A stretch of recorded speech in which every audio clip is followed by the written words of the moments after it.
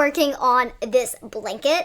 As we can see, it has some holes in it. There's this giant one here. This was actually not a cheap blanket. I bought it because I thought it was cute. Rylee didn't feel good, and I just wanted to do something to cheer her up. But then I ended up liking the blanket a little too much, and then we gave it to Koda. And Koda loves this. If you've been a long-time fan, you would remember Koda used to run around with the shark blanket in the beginning days. And he hasn't been able to use it since because he put these holes in it. He was in his crate. He had his blanket for his comfort because he has anxiety, and he had too much anxiety that day and ripped it to pieces. And then got really sad right after. So we're going to fix it for him. We're just going to patch it with red lining because that's what I have. And also, it'll be like blood, so it'll be wounds. He's going from a very comfy shark blanket to a wounded shark blanket. Let's get started. The first thing that we are going to do is make patterns for the patches. Each patch is individual, so we're going to be making individual patterns for each one. The first thing I do when it comes to patterns is sketch them out in pencil, and then I'll go over them in Sharpie.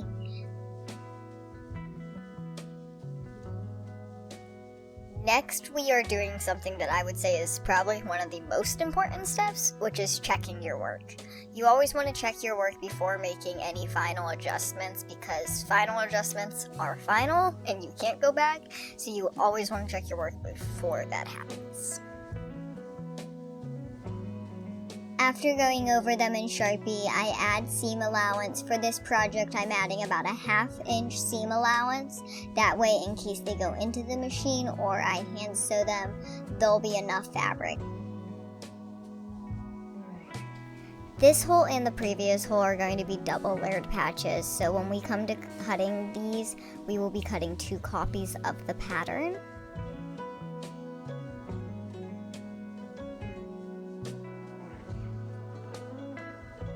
I also suggest measuring out your seam allowance. I did not measure out my seam allowance. I got a little lazy when it came to this project and doing all of the patches as seam allowance just because it's a dog blanket. It's not a serious project, but when it comes to serious projects, measurement is key. So for this specific patch, there is a little bit of gray left over. And with this one, we're going to be sewing the gray back on to the red line. We're still going to trace the whole area and just move the gray piece so we can get a clear-cut line, so that way it'll connect smoothly.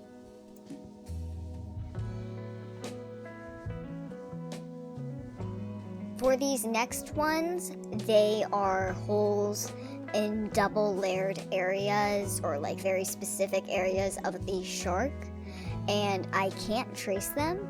So I'm doing a guesstimate on how big I think it is. I am going larger than I think I should just in case.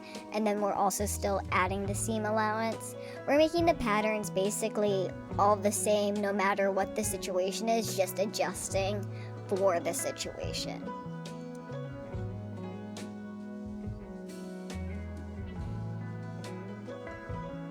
With the tail fin, we're not really going to make the shape of the tail fin again. Instead, we're going to make what is more likely to look like a child version of a wound. And we're just going to go with the flow and kind of just create a ripped effect based off of the way Koda ripped the blanket.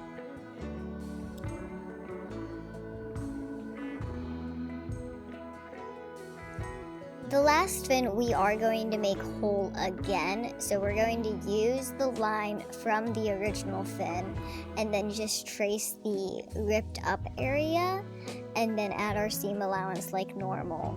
And hopefully when sewing this on, with doing 2 layers, we'll be able to get the fin shape back to the way it was.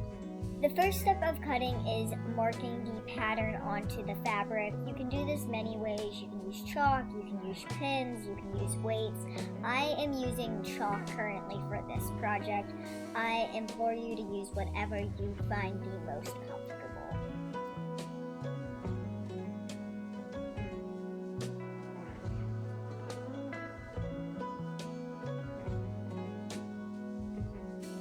When it comes to cutting, you can either use fabric scissors or a rotary cutter.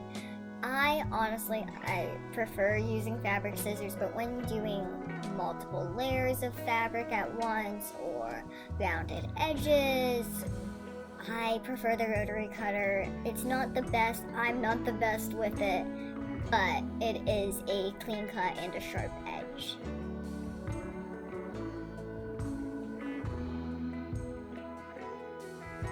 I also tend to mark the bad side of my fabric before cutting. Sometimes after cutting it can be difficult to tell which side is the bad side of your fabric and which side is the good side, so I prevent this by marking my fabric. Another tip when cutting is always make sure that you are in a comfortable angle when cutting. If you are uncomfortable or in an uncomfortable angle when cutting, you won't get as precise of a cut. When it comes to pinning, I do first what I call a rough draft pin, which is where I go through the surrounding area and I just put a pin here and there, and then after that I will go through and put a pin in every location. I'll make sure all the pins are facing the same way. Another thing is you want to make sure the pins are facing the opposite way of which you'll be putting it through the sewing machine, so that way you can take your pins out before the needle goes down on it.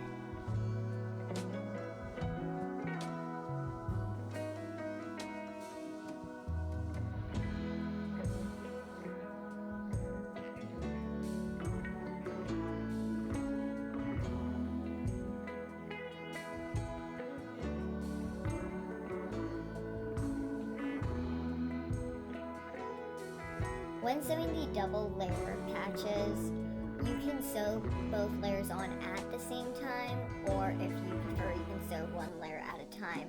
I sewed one layer at a time. I honestly think that it's more secure this way, but at the same time there is a chance that I sew through the patch and don't have as beautiful as a seam as I could, and that was the case with one of my patches, but it's okay because it's a dog blanket. It doesn't have to be perfect. When sewing on a sewing machine, at the beginning of your stitching, remember to backstitch. This will secure that your thread will stay in your fabric, otherwise the whole stitch will just fall apart.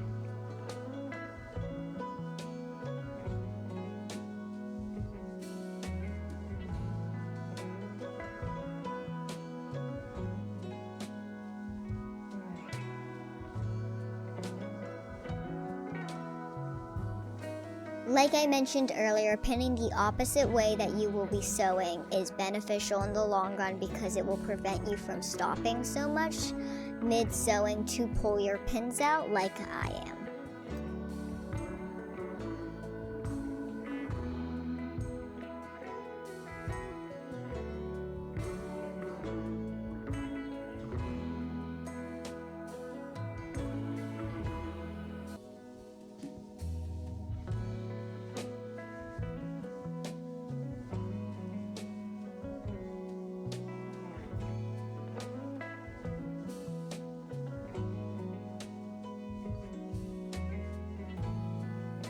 The last step is going to be backstitching. Backstitching at the end kind of secures all of those stitches that we just did.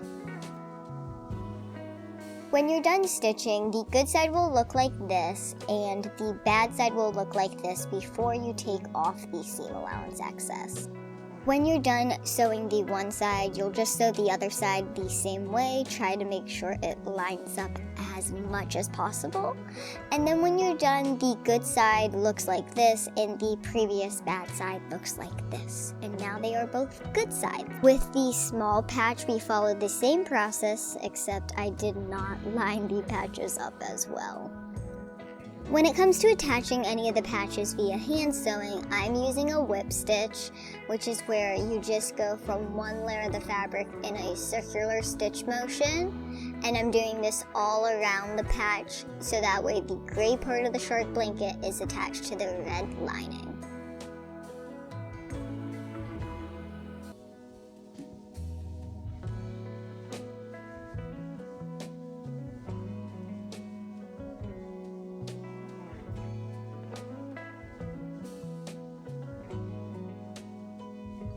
For finishing off my hand stitch, what I tend to do is after I finish my last stitch, I take the needle, I put it through one of the stitches, and I create a knot as I go down, and then I tighten that knot, and I'll repeat the step a couple times until I feel that the fabric is secure.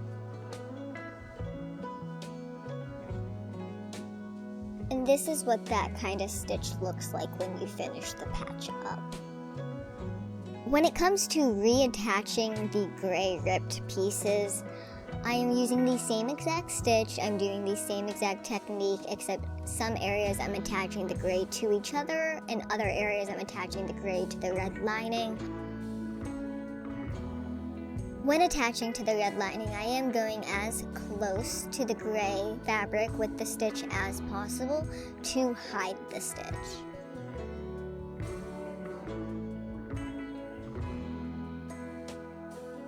So this is it when it's done. The only thing I may change is changing the thread from red to gray because it's just a little too out there and obvious. For this specific gray piece, I will be sewing it to the red lining on both sides and back to the gray so that way it looks more finished and different than the other patch.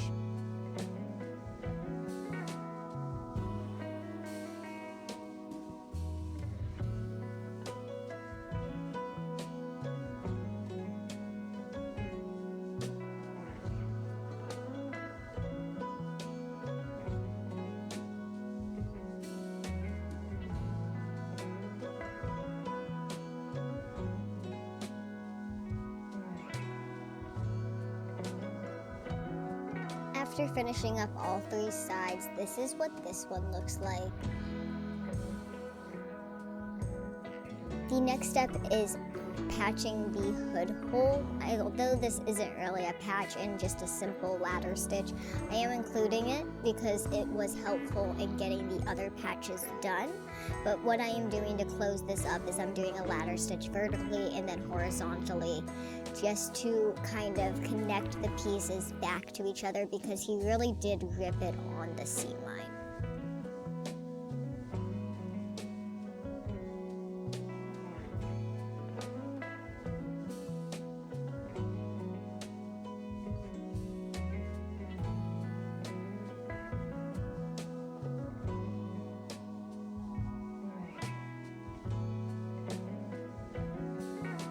While doing the ladder stitch, we also do the whip stitch every once in a while depending on the area and what is best for connecting the two panels of fabric together.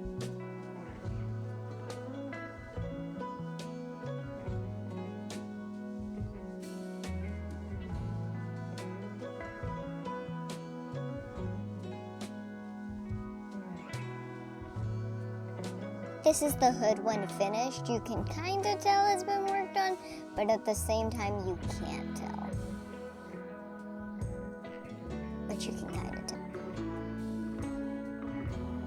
When it comes to the tail fin, I did not have panels that were the exact same, nor were they the ones that I intended for the tail fin. But I made it work. I put them on like this, and then I just did a whip stitch to attach the red lining to the edge of the gray.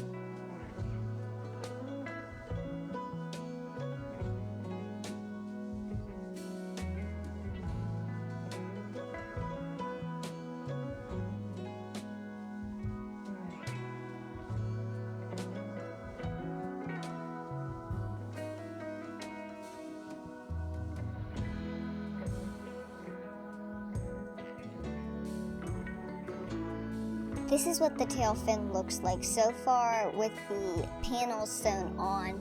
Next step is to cut the panel and then sew the panels together.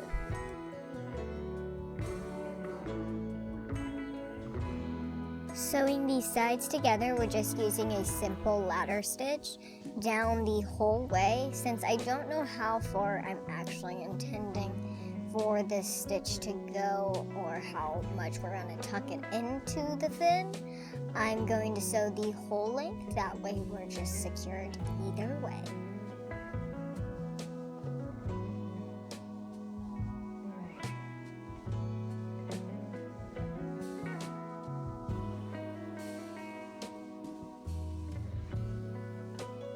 After sewing these sides, I tucked in all the excess fabric to the point of which I liked the wounded fin area.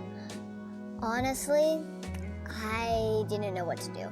So I just tucked in all the excess fabric, and I am going to sew the red lining together as in a way to sew it shut.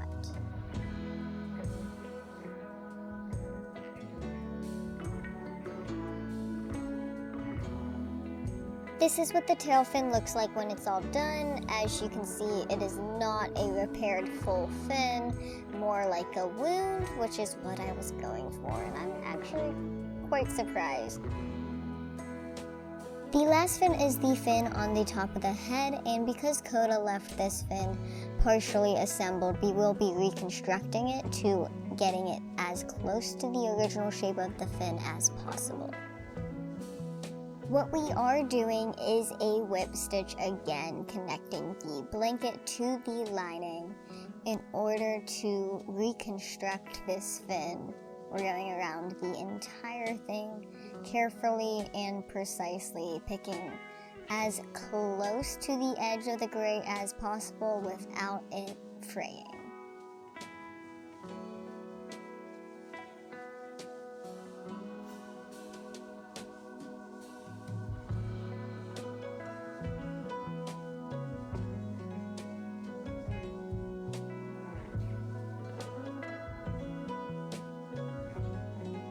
So this is what it looks like when I'm done sewing the blanket to the lining.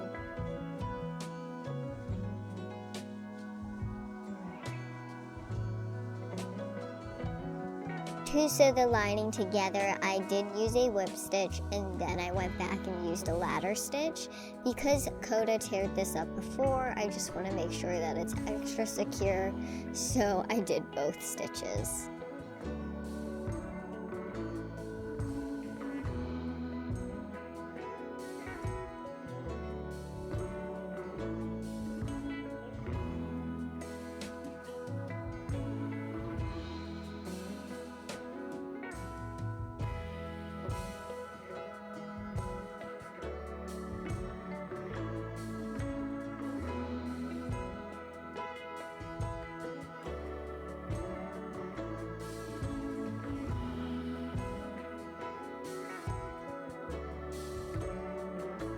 So this is what it looks like when it's all done, and that is all of the holes in the shark blanket. Okay, y'all, so the shark blanket is done! As we can see, I patched every single hole possible in this shark.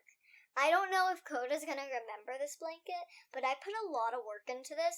This took days. Okay? I thought it was going to take maybe 1 day. It took 3. Okay?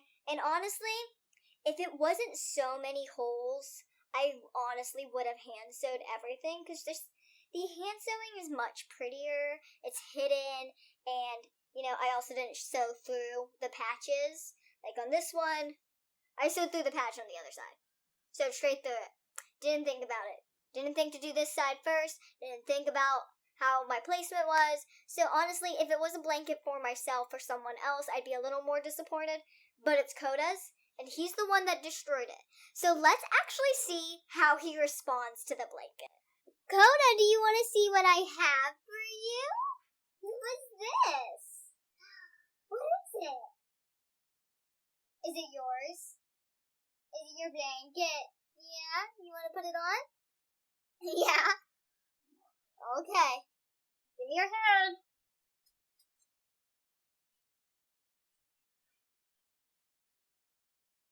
It's enough. Oh no. Oh. He is unbelievably happy with his shark blanket. Oh, he flopped. He flopped. I think he missed it.